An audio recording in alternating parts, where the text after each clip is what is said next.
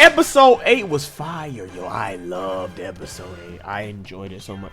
Now, don't get me wrong, it had its weird things, but the episode overall was so enjoyable. Like, there was not a lot to really like pick apart. I really enjoyed it. So, come with me. We're about to talk about it. You already know how we do on this channel. We're going to break down as much of it as we can, and hopefully you enjoy this video. Like the video, comment, and subscribe. There will be spoilers after this point. So, without further ado, let's get into it. Bring it in.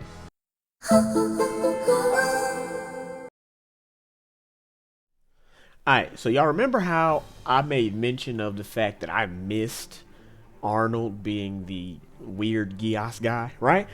So the show and the movies and all that, they don't think that we're gonna catch that either. They don't think that we're smart enough to figure that out. Even with the new information that comes afterwards of, you know, Catherine being like, I'm so happy that you're back on the battle. And they don't think that. So they think, here we go, let's tell them by having him introduce himself to Norland so that we know that that's how that works, right? You could have spent this time on something else, I'm not gonna lie. But it has a saving grace. Why do I say that? You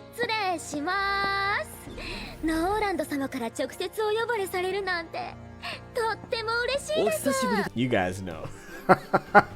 Nah, so the most interesting thing to me was how she was really like into Norland when she walked in the room. She was like, yeah, I can't believe I'm being asked to come in here with the great Norland. Like, you know what I'm saying? I think she got a thing for him, but it goes back to what happened a few episodes back where she was like, the strong are the ones that matter, and Norland is strong. You know what I'm saying? She has a thing for Norland because of his perceived strength. And of course, you know, everybody's favorite Psycho is talking about doing more experiments like he's supposed to. You know what I mean? So by this point, our favorite Psycho torturer has captured my beloved Sakuya Sumeragi, and he starts off by letting us know he about to do something devious, right? And then it cuts to the opium, which is fine, you know, it's only a day's work. Then we go back to the scene of now when the 7 Shining Stars are fighting for their absolute lives against the Britannians, because Arnold is ripping through them like pieces of actual paper. Like, there's nothing they can literally do. The armies are destroyed. The Britannians, the Neo-Britannian army, they not playing with y'all. The scene come open and they blowing up in a Akatsuki out the gate. Out the gate! And it's like, God, dog! And Arnie's looking for Ash.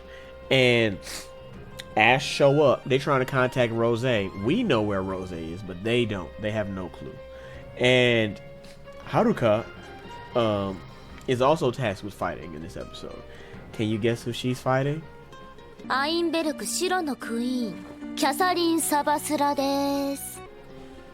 I swear, I just they won't let me down. They let me see her so much, and I am grateful for it. I swear I am. I'm loving it. Loving every minute. But I'm gonna talk about what really happens after this. I'm not gonna let y'all know how the fight go yet. But the most interesting thing that is going to come from this is the fight between Ash and Arnold, because there are some things that are going to be said that I think that everyone here, you're going to enjoy the plot twist. You're going to enjoy what's going to happen here. You know what I'm saying? I think that they set this up well, and if anybody was going to be the one to say these things and to do these things to Ash, it would have been Arnold. They did a good job. I like his new weapons. I like his new nightmare. I like all of the new things that he brings to the table. I'm going to skip that for right now. Let's talk about Catherine and Haruka. Haruka has not been, she's not prepared for this fight, right? And it bothers me because they set her up to be this woman. She's supposed to be like Colin for all intents and purposes, but she's not. And she cannot live up to the mantle that they've placed on her. It's not really her fault. They didn't write it well. And so we believe that she is prepared for this fight. But you can hear it in Catherine's voice. Man, she about to... Oh my gosh. This is just a critique for for the series, right? I feel like the nightmare fights have been very lackluster. I feel like if you're gonna have these ace pilots showing themselves, so far to me, the best fight has been Ash versus Nara. In that fight, y'all showed what y'all could do with some nightmare frames, and it just seems like there hasn't been any push to make the nightmare fights anywhere near as good as that. And the original series has y'all beat by a lot, in my opinion. But they showed the combatants first, and then we go into a new scene where Kristoff is explaining to Sakuya how her Geass works. Like, he's trying to tell her, like, look, this is what we did to make sure we got all these Geass countermeasures, because you're not finna set us the freak up.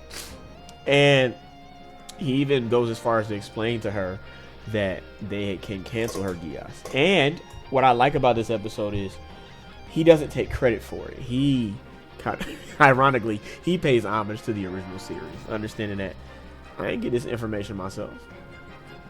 They did. I'm just using it. And so he told her that their goal with her is to create their own Geass. They're going to use her and the knowledge that she would bring to make a Geass. You know what I mean? I don't really know exactly how that would work, but to me it sounds like they're attempting to reestablish the Geass order that Lelouch destroyed, which I would argue is one of his blemishes, right? Like, you destroyed a whole race of people because of Shirley's death, which in hindsight, like, I get why he chose that, but then he becomes a member and is giving out Geass. You know what I mean? I don't know if that would work given how he feels about what happened with Shirley.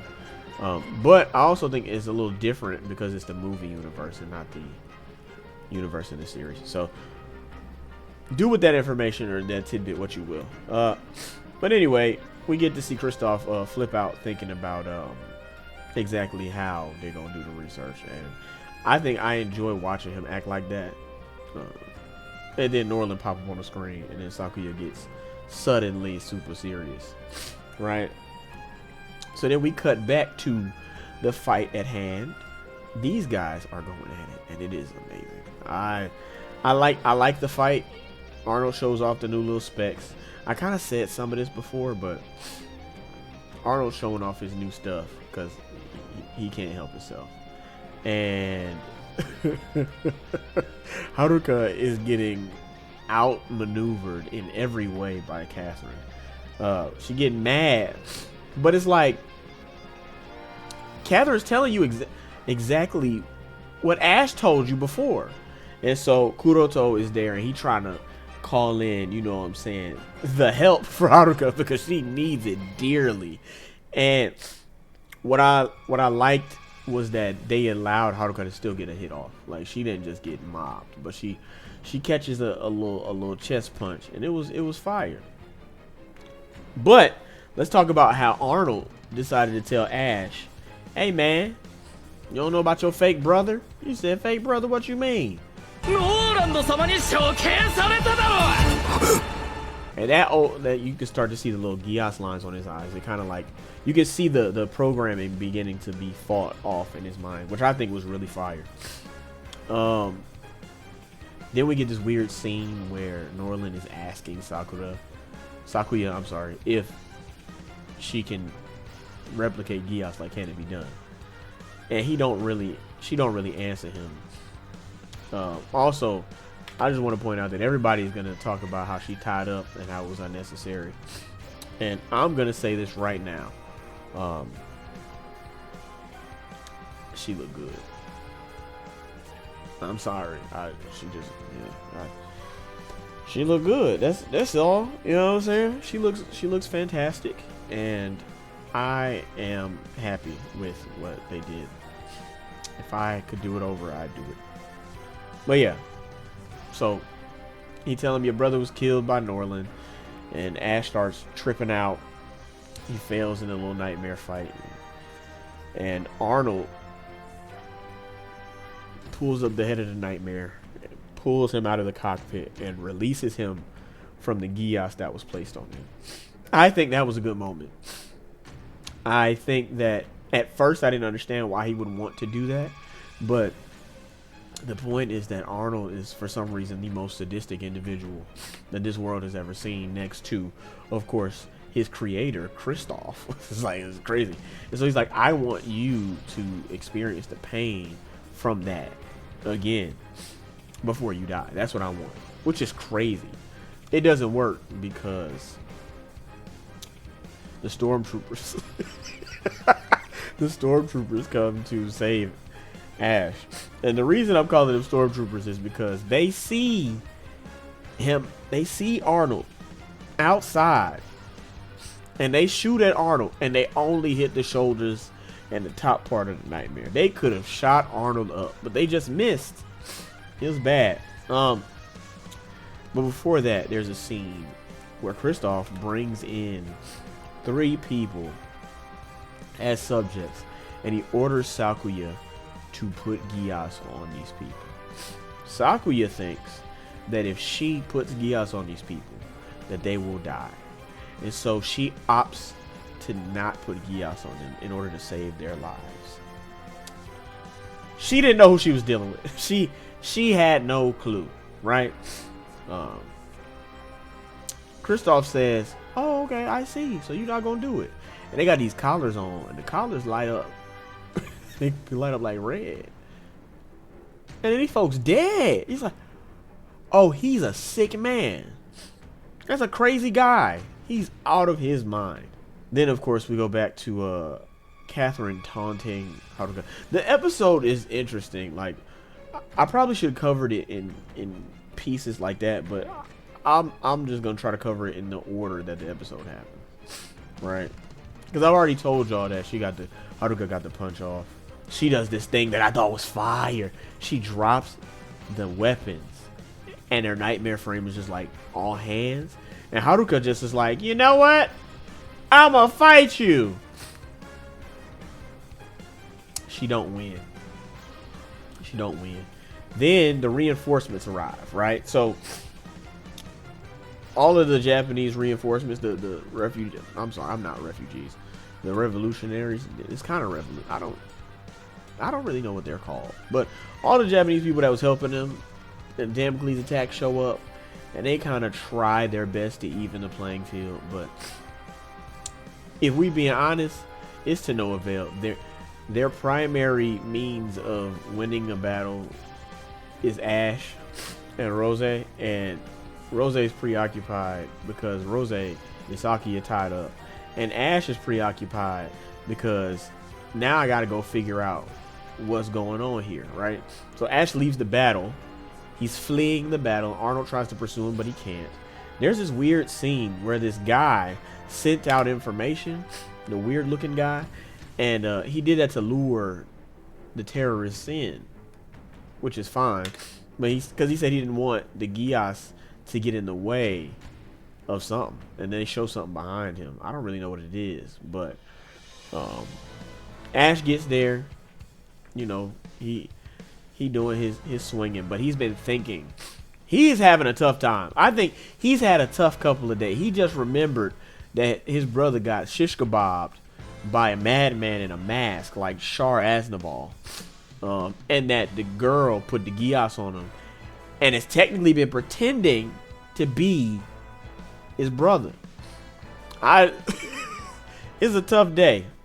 Ash finally makes it to where Sakuya is being held, and Kristoff's like, whoa, hey, don't let him in here. But that's not gonna work because he's chopping through everybody else like butter. So Kristoff, he says, all right, I'll be back, and he gets mad at you know, his counterparts, which is fine. It is what it is. But at the time, I didn't think he was gonna fight or nothing. I thought he was too invested in his research. But that ain't. We are wrong. We are so wrong. I know I'm leaving out some details, but I think it's important for us to get to this. We're gonna get to this part. I've been talking for a while. So we get to the episode, to the part of the episode where Ash and Kristoff fight each other. Kristoff has a nightmare frame, and he does a little sword motion that we see Ash do in episode 1 against Arnold. Not episode 1. but he does it against Arnold. So I think it's episode 2 or 3. It was 2. And it's good because I think after we saw last episode, this is how the training went. You know what I'm saying? After we saw all of these things, it's cool to see that reference to make sure that we understand that this is where he got the abilities from, right? So they fighting. And at first, it doesn't look like a fight because Kristoff is fighting and talking, and Ash is kind of like dodging and weaving. You know what I mean? But he started talking about how this woman pretended to be like, they're putting a lot of mental strain on Ash, especially concerning his dead brother. You know what I'm saying? Like, he said he wore his skin. Then he said that she's gonna use you and then toss you out, just like everybody else. And of course, Ash wins the fight because he's the better pilot overall in a general sense. I feel like this should have been the best Nightmare fight because these two are clearly, like, Ash fights similarly to him so much that it could have been a borderline mirror match. But Kristoff escapes his nightmare and leaves them all there, and Ash is left to confront the Sakuya Sumeragi. She admits to everything and apologizes, and that's when Ash take out the Thule and he pointed at her, and we get a cliffhanger ending.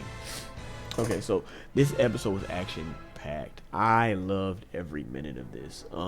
For all intents and purposes, I think that the Haruka fight bothers me because I wanted her to be so much more than she is. She doesn't have to be Colin, and I think that's the problem.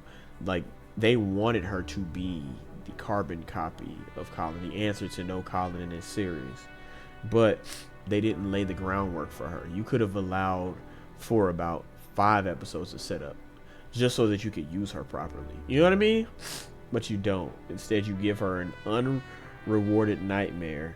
And so now when Catherine takes her out, it kind of feels like you're using her to prop Catherine up. That Catherine is just that much better than her. But you never really gave her the time to really shine in the first place. You know what I mean? Like, shining was not something that she ever did. And so it kind of diminishes Catherine in a sense, right? Because we're supposed to believe Catherine is pretty fire. She's a part of the Ironbirds. She's called the White Queen. Like, she got a little nickname. But if you didn't tell us or show us, you know what I mean? Why does that hold weight? And it makes it worse because her opponent was Buns. And she didn't have to be. Everything with Ash, though, I think that they wrote Ash's situation perfectly. But obviously it's because it ties into the main character of the series. And the longest running plot point in the entire series is that. So they're going to try their best to flesh that out. And I have no problem with that because I really still like everything that's going on. But yeah, we'll catch up with y'all next week. I think that something has to happen because it seems like you can't wipe out the seven shining stars right now. You can't wipe them all out. Like, Kuroto is devastated. You can't have that. So something has to happen. I think that people are going to find out that she's Sakura, and it's going to cause friction among the ones who survived. That's really all I got for predictions. I don't think I have a lot else. Something I forgot to mention is how the other Japanese resistance forces gave their lives to help the Seven Shining Stars escape. And so I think that as defeated as Kuroto was, this last little fight felt like the Black Rebellion the first time. But it was very different because obviously it wasn't a thing where the leader chose not to be there. Like, they were captured and so they couldn't be. That's what that was. And so they got to regroup somehow. The Seven Shining Stars have to regroup. They have to figure something out. And I think they're going to be pissed when they find out about Sakuya. We'll see how they work that out. I don't really know what they're going to do. I don't know what's going to be said. I don't even know if Ash is going to let Sakuya live. I'm kidding. She's the main character. She's not going to die. But I wonder what he's going to do to reconcile that, in his head. But let me know what you guys think about this episode. My thoughts are a little choppy on this, but I'm really excited for the next episode. This episode was really good, and I'm hoping that whatever they did with Haruka is a means to set up her eventual defeat of Catherine and mark a change that needs to happen in Catherine's character. You know what I mean? Something that she needs to experience to see that her way of thinking is not correct. But you know, we'll see what happens. It's Comics Corner, and we'll be back next week like we always have been. I'll see you guys in the next one. All right. Thank y'all so much for watching. If you made it this far, like the video, comment, and subscribe. I got some more videos here from the previous parts of the series, and maybe some specific to you that you might like. I'll see you guys.